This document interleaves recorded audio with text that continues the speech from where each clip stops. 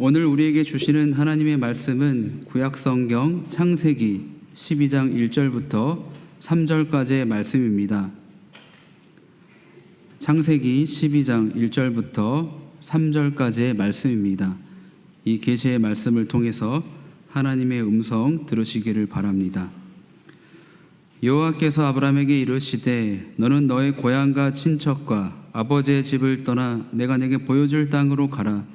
내가 너로 큰 민족을 이루고 내게 복을 주어 내 이름을 창대하게 하리니 너는 복이 될지라. 너를 축복하는 자에게는 내가 복을 내리고 너를 저주하는 자에게는 내가 저주하리니 땅의 모든 족속이 너로 말미암아 복을 얻을 것이라 하신지라. 아멘. 아브라함 하면 떠오르시는 문구가 있습니까? 아브라함에 대해서 많은 사람들이 믿음의 조상이라고 이야기를 합니다.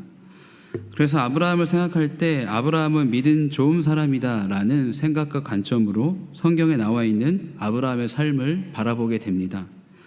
그러한 아브라함을 하나님께서 부르시는 장면이 오늘 본문인데요, 우리 다 함께 읽어보겠습니다. 함께 읽겠습니다.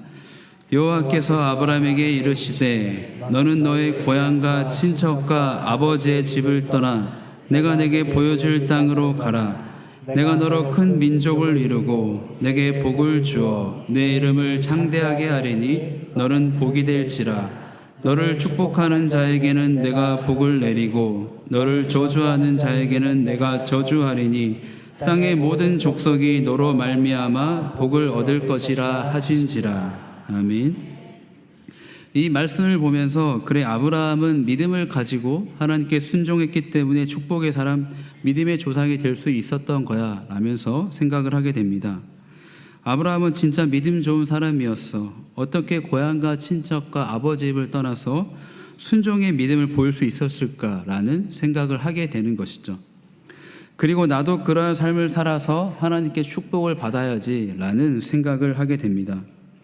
그런데 말씀대로 살고자 하지만 우리의 삶 속에서 여전히 세상적인 가치관에 머물러 있고 그것으로부터 떠나지 못하는 우리의 현실을 보게 됩니다. 아브라함처럼 믿음의 사람이 되어야 하는데 왜 나는 그렇게 하지 못할까라는 생각을 하면서 마음이 어려워지는 것이죠. 처음 몇 번은 그렇게 살려고 노력합니다.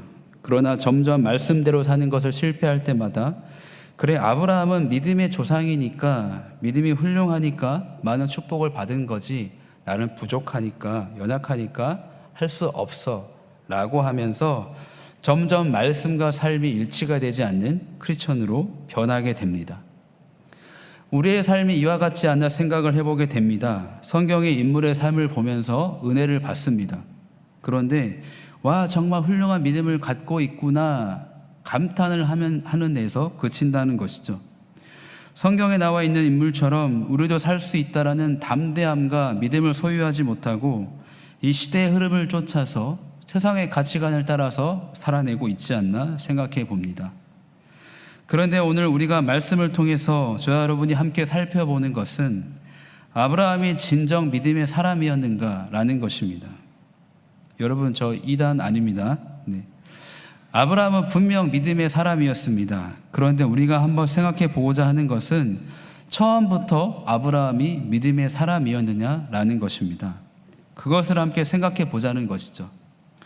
사도행전 7장 2절에서 4절에 보면 스데반 집사가 이런 이야기를 합니다. 스데반이 이르되 여러분 부형들이여 들으소서. 우리 조상 아브라함이 하란에 있기 전 메소포타미아 있을 때에 영광의 하나님이 그에게 보여 이르시되 내 고향과 친척을 떠나 내가 내게 보일 땅으로 가라 하시니 아브라함이 갈대아 사람의 땅을 떠나 하란에 거하다가 그의 아버지가 죽음에 하나님이 그를 거기서 너희 지금 사는 이 땅으로 옮기셨느니라. 그리고 여호수아 24장 2절에 3절에 여호수아가 죽기 전 고별설고로 이스라엘 백성들에게 이렇게 이야기합니다. 여호수아가 모든 백성에게 이르되 이스라엘의 하나님 여호와께서 이같이 말씀하시기를 옛적에 너희의 조상들 곧 아브라함의 아버지 나홀의 아버지 데라가 간 족족에 거주하여 다른 신들을 섬겼으나 내가 너희의 조상 아브라함을 강 저쪽에서 이끌어내어 가나안 온 땅에 두루 행하게 하고 그의 씨를 번성하게 하려고 그에게 이삭을 주었으며. 아멘. 이 말씀을 보면서 무엇을 생각할 수 있을까요? 처음부터 아브라함이 믿음의 사람이었던 것은 아니라는 것입니다. 아브라함은 우상을 만들고 이방신을 섬기는 가정에서 자라났습니다. 갈대아 우르에서 처음 출발할 당시에 아브라함의 주도로 움직인 것이 아니라는 것이죠. 창세기 11장 31절을 보면요, 데라가 그 아들 아브람과 하란의 아들인 그의 손자 롯과 그의 며느리 아브람의 아내 사레를 데리고 갈대아에 있는 우르를 떠나 가나안 땅으로 가고자 하더니 하란에 이르러 거기 거류하였으며 라고 말씀합니다. 아브라함이 출발한 것이 아니라 아브라함의 아버지 데라의 주도로 출발하였습니다. 아마 그가 우상을 만들고 종교성을 가진 사람이었기 때문에 이렇게 하지 않았을까 생각을 해보게 됩니다. 자신의 아들 아브라함에게 영광의 하나님이 나타나서 말씀하시는 것을 듣고 나서 우리가 이제 가야겠구나 라는 생각을 가지고 그의 가족들을 설득하지 않았을까 생각해 보게 되는 것이죠. 예를 들면 인도에 가면요, 예수님도 인도 사원의 벽화에 그려져 있다고 합니다. 인도에 가면은 예수님을 배척하지 않습니다. 여러 많은 신들 중에 하나의 신으로 생각하는 것이죠. 데라는 처음에 그러한 생각으로 출발을 하지 않았을까 생각해 보게 되는 것입니다.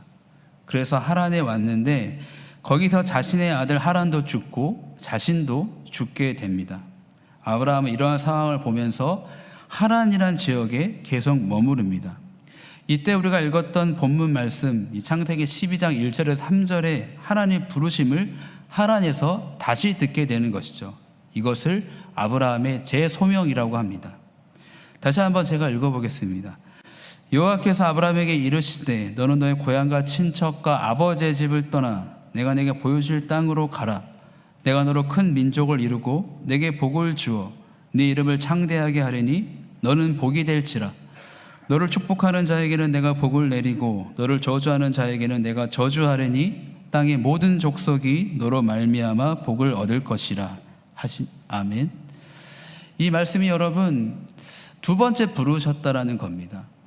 가정의 아픔을 겪고 자신의 아버지, 동생도 죽고 이제 갈 희망과 용기를 잃어버린 상황 가운데서 하나님께서 아브라함에게 용기를 주시면서 가자고 설득하는 장면인 것이죠. 아브라함이 믿음이 좋은 사람이 떠난 것이 아니었던 겁니다. 아브라함은 처음에 믿음이 좋은 것이 아니라 이방신을 섬기는 사람으로서 출발했고 그러한 믿음이 없는 사람을 하나님께서는 선택하시고 부르셔서 가나안 땅으로 인도하셨습니다. 우리 다음 말씀 같이 함께 읽어보겠습니다. 창세기 12장 5절인데요. 함께 읽겠습니다.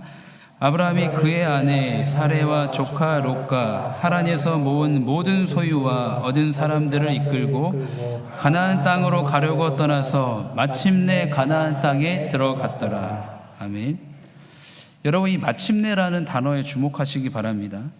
이 마침내는 누구의 입장에서 써야 하는 것일까요? 갈대아 우르에서 떠나가지고 힘들게 가나안 땅에 들어간 아브라함 입장에서 써야 하는 것일까요? 아닙니다. 하나님의 입장에서의 마침내인 것이죠.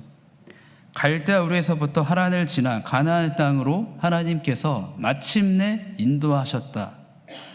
이렇게 아브라함의 첫 믿음의 출발은 시작하였습니다. 드디어 그런데 가나안 땅에 왔는데 하나님께서 가라고 하신 땅에 문제가 발생합니다. 창세기 12장 10절에 보면요, 그 땅에 기근이 들었으므로 아브라함이 애굽에 거류하려고 그리로 내려갔으니 이는 그 땅의 기근이 심하였음이라 말씀합니다. 이 기근이 생긴 것이죠. 기근은 흉년으로 먹을 양식이 모자라서 굶주린 것을 의미합니다. 하나님께서 가라고 하셨던 땅에 기근, 어려움이 생기자 아브라함은 애굽으로 내려갑니다. 이것을 두고 우리가 생각해 볼 것은 아브라함의 신앙이 타락이냐라는 것입니다. 하나님께 불순종한 것이냐라는 것이죠. 아브라함이 처음 믿음을 가지고 순종할 출발했는데 어려움을 만나자 불순종했다. 그러니까 자신의 아내 사라를 빼앗긴 수치를 경험하게 되는 것 아니냐라고 우리는 생각하게 되는 것입니다. 그런데 성경에 보면요, 가나안 땅에 머물지 않고 애굽으로 온 아브라함에게 하나님이 꾸짖지 않으십니다. 우리는 아브라함이 믿음의 사람으로 출발한 것이 아니라는 관점에서 이 본문을 바라봐야 될 필요가 있습니다. 아브라함은 믿음이 아직 없습니다. 그러니까 당연히 가나안 땅에 기근이 발생하자 애굽으로 내려갈 수밖에 없었던 것이죠. 그런데 여기서 아브라함은 하나님의 은혜를 경험하게 됩니다. 무엇이냐면 자신의 아내 사라를 빼앗아간 애굽의 바로와 그의 집에 재앙이 임하는 것을 보게 됩니다. 거짓말은 아브라함이 했는데 심판은 바로가 받습니다. 아브라함은 그를 지키시고 보호하시는 하나님의 손길을 경험하게 됩니다. 그 당시 애굽의 왕의 권세는 오늘날로 치면 미국의 대통령과 같은 위치인데요. 그런데 그러한 바로 왕도 하나님 앞에서 연약한 존재인 것을 보면서 아브라함은 하나님을 경험하게 됩니다. 하나님이 도대체 어떤 분이시기에 바로가 꼼짝도 못한다는 말인가? 하나님께서는 도박을 하듯 인간의 믿음을 요구하시지 않는다는 사실을 깨달아야 합니다. 여러분, 믿음은 꺼내놓는 도박이 아닙니다. 믿음은 우리를 설득하시는 하나님의 은혜로우시고 넘치신 사랑의 열심입니다. 믿음에 관해서 잘못된 것이 있습니다. 그것은 믿지 않고 무슨 이야기가 됩니까? 일단 믿어놓고 이야기합시다 라고 이야기하는 것입니다. 물론 우리의 믿음은 믿음으로 출발하는 부분도 있습니다. 믿음으로 시작하여서 그것을 경험하면서 믿음이 깊어지기 때문이죠. 그러나 그 믿음이라는 출발점은 맹목적인 믿음으로서가 아닌 하나님 말씀을 듣고 하나님을 알게 되고 경험하게 되면서 나의 생각과 마음과 삶을 통하여 내가 믿기로 결단하게 되는 것입니다. 점점 하나님께 스며들게 되고 믿음의 씨앗이 자라나 발아하고 싹이 튀고 줄기가 자라고 열매를 맺게 되는 것이 믿음입니다. 아브라함은 믿음의 사람입니다. 하나님을 믿었더니 그에게 복을 주셨습니다. 이렇게 쉽게 말하지 말아야 한다는 것입니다. 믿음은 인격에 관한 것입니다. 하나님과 나와의 관계가 점점 인격적으로 발전하는 것이죠. 하나님은 아브라함을 설득하십니다. 그 설득을 아브라함이 은혜롭게 받은 것입니다. 하나님의 설득은 먼저 내놔라, 그러면 너에게 복을 줄게, 이러한 기브 앤 테이크 상거래가 아니다는 것입니다. 믿음은 하나님께서 심으시고 키우시며 열매를 맺는 것입니다. 아브라함은 애굽에서 그러한 경험을 하게 되는 것이죠. 그래서 이후에 아브라함이 어떻게 하냐면요, 창세기 14장에 가서 9명의 왕이 두 편으로 나누어서 전쟁을 하는데 거기서 자신의 조카 롯이 납치되어 갑니다. 그때 아브라함은 자신의 집에서 기른 318명의 이 가신들을 데리고 가서 처부수고 조카 롯을 구출해 옵니다. 여러분 생각해 보시기 바랍니다. 한때 기근에 쫓겨서 애굽에 도망쳐서 두려워하던 아브라함이었습니다. 그런데 전장의 한복판에 가서 318명을 데리고 어떻게 조카 롯을 구출해 올 수 있었겠습니까? 그것은 애굽에서 바로 왕보다 큰 하나님을 경험했기 때문입니다. 그렇다면 여러분, 믿음이 무엇일까요? 다음 말씀 같이 함께 읽어보겠습니다. 우리 함께 읽겠습니다. 네, 보여주시겠습니까? 네, 함께 읽겠습니다. 시작. 아브라함이 여호와를 믿음이 여호와께서 이를 그의 의로 여기시고. 아멘. 우리는 늘 이런 표현을 씁니다. 믿음으로 구원을 받는다. 이 말이 믿음이 구원을 얻는 조건이 된다라고 이해를 하면 그 믿음은 믿음이 아닙니다. 헷갈리시죠, 여러분? 여러분, 다시 한번 말씀드리지만 저는 이단이 아닙니다. 여러분, 아브라함이 믿었기 때문에 이것이 조건이 되고 구원받았다, 이렇게 원인과 결과로서 주어지는 것이 신앙이 아니라는 것입니다. 믿음이란 일단 한번 해보는 것이다, 한번 맡겨보자, 이렇게 설명하지만 이것은 도박이요, 투기입니다. 알지 못하는 부분을 향해 덮어놓고 우리 자신을 향해 던지는 것을 믿음이라고 하지 않습니다. 여러분, 세상에서 가장 확실하지 않은 것이 도박이지 않습니까? 99.9%의 실패를 각오하고 0.01%의 가능성에 매달리는 사행심을 행동으로 옮기는 것을 도박이라 하는데요, 그것을 믿음과 같은 선에 놓는 것은 잘못된 것입니다. 우리는 창세기 11장부터 등장한 아브라함 생애 가운데 하나님을 믿었다라는 진술이 15장에 와서 최초로 등장하고 있는 것에 주목할 필요가 있습니다. 즉, 아브라함이 믿었기 때문에 구원을 받았습니다라고 우리가 단순히 생각해야 될 것이 아니라요, 갈대아 우르에서부터 가나안 땅을 지나 애굽에서 다시 가나안 땅으로 돌아가기까지 그의 삶 가운데 역사하시고 인도하시는 하나님의 설득과 사랑과 은혜를 깨닫고 그것에 감사하였을 때 그것이 그의 믿음이 되고 구원받았다라는 것입니다. 그렇기 때문에 에베소서 2장 8절에서 9절에 이렇게 말씀합니다. 너희는 그 은혜에 의하여 믿음으로 말미암아 구원을 받았으니 이것은 너희에게서 난 것이 아니요 하나님의 선물이라. 행위에서 난 것이 아니니 이는 누구든지 자랑하지 못하게 함이라. 아멘. 믿었으니까 구원받았지요 라고 하기보다 믿음을 주시고 믿을 수 있도록 인도하여 주신 하나님의 사랑과 은혜를 깨닫고 발견하여 그분의 사랑을 우리가 고백할 때 구원받는다라는 것입니다. 그래서 여러분, 하나님의 사랑이란 놀라운 것입니다. 우리가 무엇을 행함으로 인하여서 그분께 사랑과 은혜를 받는 것이 아니라 우리의 존재 자체만으로도 하나님은 우리를 사랑하십니다. 그리고 사랑 안에서 하나님은 우리를 인도하십니다. 복음이 무엇입니까? 예수를 믿는 것, 그래서 얻는 구원이다. 원인과 결과의 법칙이 아닌 이유와 조건이 없는 은혜와 선물의 법으로서 예수 그리스도로 인하여 구원을 얻는 것입니다. 아브라함이 자신의 조건으로 구원을 얻은 것이 아니라 하나님께서 친히 조건과 이유가 되셔서 아브라함에게 의롭다함을 얻는 믿음을 주셨습니다. 그런데 하나님께서는 우리의 믿음을 더욱 성장시키길 원하시는 것입니다. 아브라함도 그러했습니다. 하나님께서 아브라함에게 상속자를 주시겠다 말씀하셨습니다. 그런데 아브라함은 하나님께서 분명히 자녀를 주시겠다고 약속하셨음에도 불구하고 다른 여자를 취해서 이스마엘이라는 아들을 낳았습니다. 그래서 아브라함은 처음으로 하나님께 꾸짖음을 받습니다. 창세기 16장 16절과 17장 1절의 본문을 보면요, 하갈이 아브라함에게 이스마엘을 낳았을 때 아브라함이 86세였더라. 아브라함이 99세 때 여호와께서 아브라함에게 나타나서 그에게 이르시되 나는 전능한 하나님이라 너는 내 앞에서 행하여 완전하라 이렇게 말씀하는데요, 여러분 86세와 99세의 나이에 주목하시기 바랍니다. 13년이라는 시간 동안 하나님께서는 아브라함에게 침묵하셨습니다. 자신의 고향을 떠나서 이방 나라에 있는 아브라함에게 하나님의 침묵은 고통이었습니다. 그리고 13년 만에 나타나신 하나님께서 전능한 하나님이다 라고 말씀하신 것은 전능한 내가 자녀를 주겠다고 하였는데 너는 왜 그것을 믿지 않고 너의 방법대로 하였느냐라는 하나님의 꾸짖음입니다. 그리고 이어서 하나님께서는 아브라함의 이름을 이 원래 아브라함에서 아브라함으로 바꿔주셨습니다. 이 아브라함의 이름의 뜻은 여러 민족의 아버지라는 뜻인데요, 여러분 한번 생각해 보시기 바랍니다.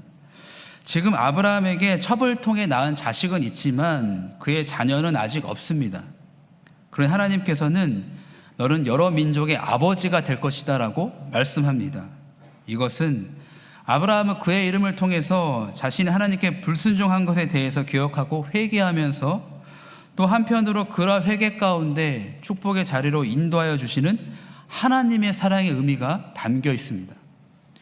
즉 우리의 실패와 좌절과 죄의 자리에서 우리가 하나님께 돌아올 때 하나님은 우리를 건져내어 주시고 인도하여 주시는 사랑의 하나님이십니다. 이것을 믿으십니까? 성경에 보면 다윗도 그러했습니다. 다윗이 우리아의 아내 밧세바를 강간하고 또 그의 남편을 죽인 끔찍한 죄를 범했을 때 하나님으로부터 징계를 당하게 됩니다. 그런데 다윗이 회개했을 때 하나님은 그가 회개한 그 예배의 자리를 축복의 자리로 바꾸어 주셨습니다. 그래서 그 자리가 성전터가 됩니다. 회개의 자리 위에 하나님의 성전으로 지어지는 것이죠. 여러분, 오늘 우리가 아브라함의 생애를 살펴보았습니다. 꽤 오래 살펴보았죠. 중요한 것은 이것입니다. 아브라함의 삶을 보면서 하나님께서 우리에게 말씀하시는 것은 하나님의 사랑과 열심히 우리의 삶을 인도하고 계신다는 겁니다. 한번 보여주시겠습니까? 같이 함께 이 문장을 읽어보겠습니다. 네, 함께 읽어보겠습니다. 시작. 하나님의 사랑과 열심히 우리의 삶을 인도하고 계신다. 때로는 넘어질 수도 있고 죄의 자리에 갈 수도 있습니다. 그런데 하나님은 우리를 가만 내버려 두지 않으십니다.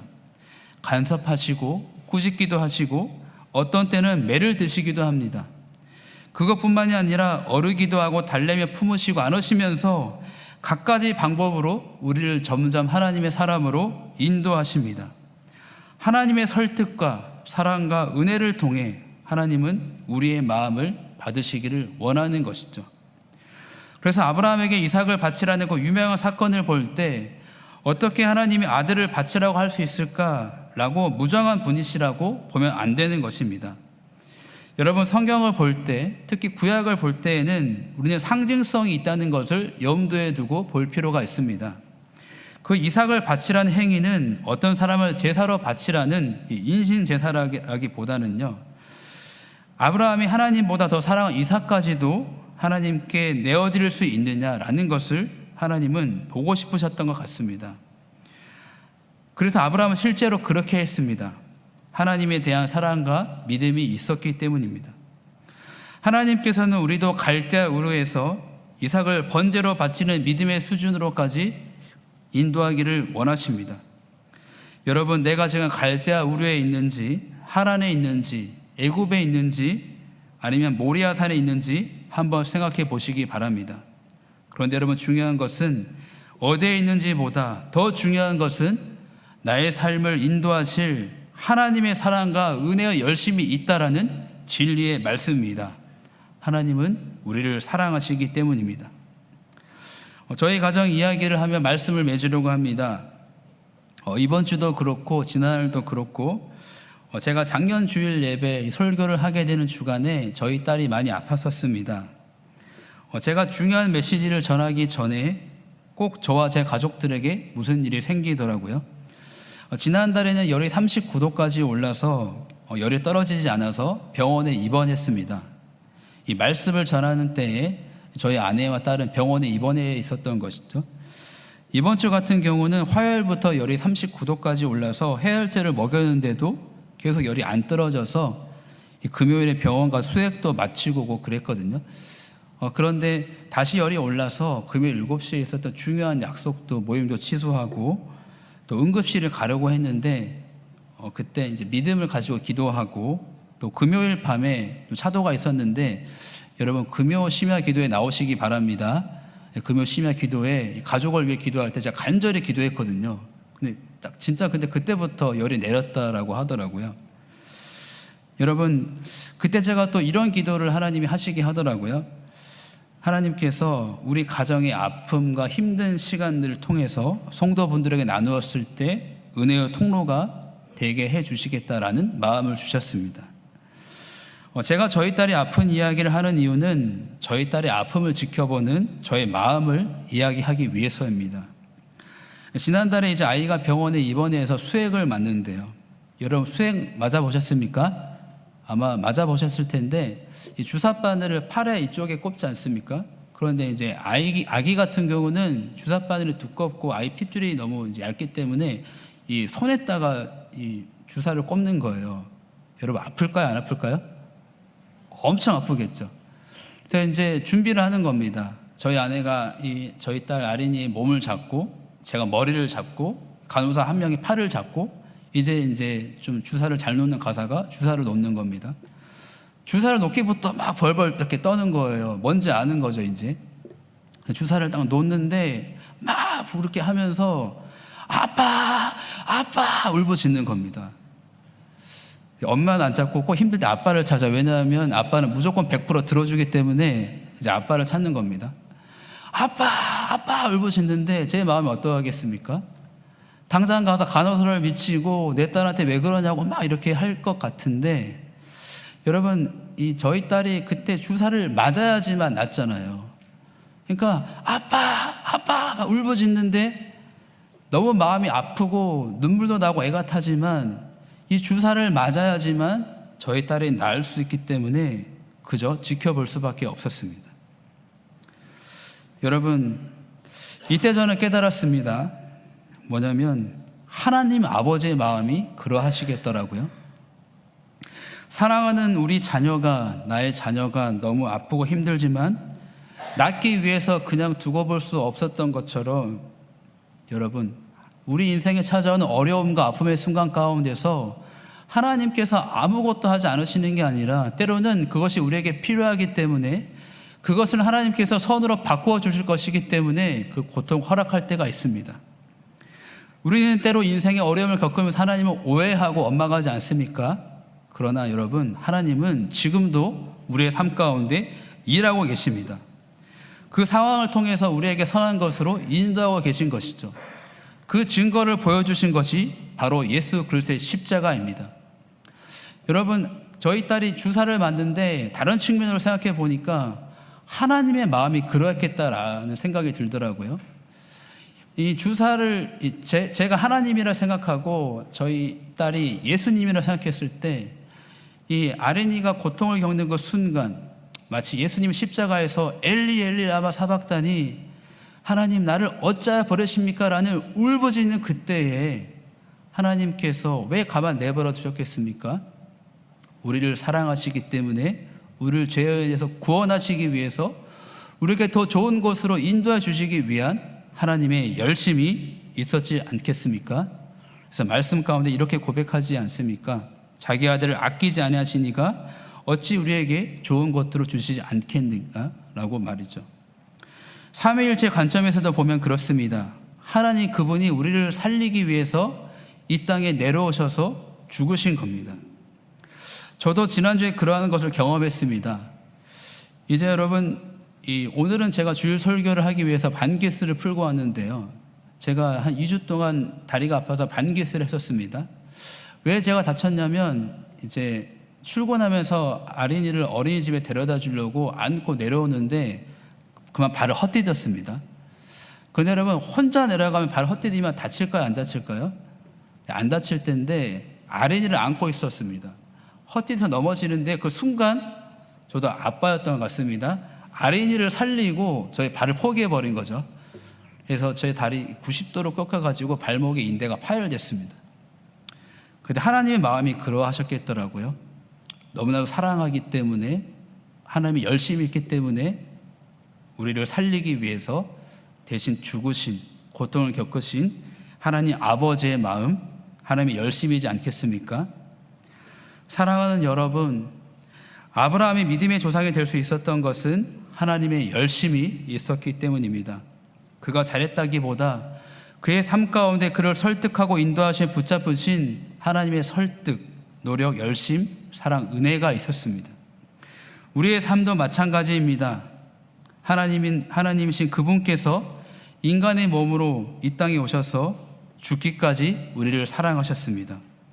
그리고 하나님은 우리의 삶 가운데 끝까지 우리를 붙드시고 포기하지 않으실 것입니다. 그렇기 때문에 지금의 삶의 자리에서 포기하지 마시기 바랍니다. 다시 일어나시기 바랍니다. 다시 힘을 내시기 바랍니다. 그리고 하나님을 붙잡으시기 바랍니다. 우리의 삶을 인도하시고 회복시키실 하나님을 기대하시기 바랍니다. 하나님은 일하고 계시지 않은 게 아니라 지금도 열심히 일하고 계십니다. 하나님께서 가장 좋은 것으로, 가장 좋은 때에, 가장 알맞은 방법으로 우리의 삶을 인도해 주실 것입니다. 왜냐하면 하나님은 우리를 사랑하시기 때문입니다. 기도하겠습니다.